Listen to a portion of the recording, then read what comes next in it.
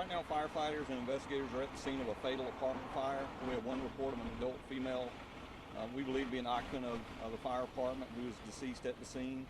We're in the process now of talking with a family member. Right now, the cause of the fire is under investigation. Firefighters arrived on scene, had heavy fire showing from the building, first and second floor, just right at 7 o'clock this morning.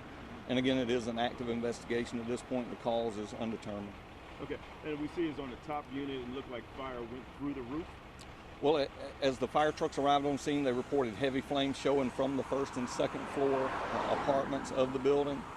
They deployed those hose lines, were immediately made aware of a person that was trapped inside. They made entry into the building, were able to locate the victim inside a bedroom of the apartment. And again, right now the cause of the fire is under investigation. There were actually two females in the apartment at the time. One escaped unharmed, one is deceased. Okay, do you have a language barrier here? Is this Spanish speaking? We are working with a translator here at the scene. One of our fire personnel is able to translate for us, and so we're talking with the occupant that was inside the apartment at the time of the fire, and again trying to determine exactly what caused this fire, and we'll bring you more as we know it. Okay, one more question. What time? Firefighters received the call right at 6:59 this morning. We arrived on scene at 7:03 with heavy fire showing from several apartment units on the first and second floor. No other injuries besides the fatal? No other injuries besides fatality, and right now we're conducting our investigation. Okay, the other two people who were in the house, were they adults?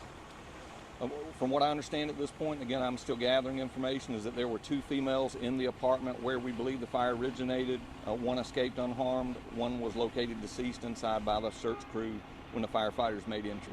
Okay, all right. Just one more thing.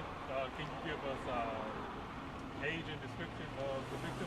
Not at the moment. We've not been able to release that information. That's something that you'll want to follow up with the medical examiner's office. Again, we're trying to talk with the family at this point, and we're doing what we can to determine the cause of the fire. Okay. Oh, one more question, Chief.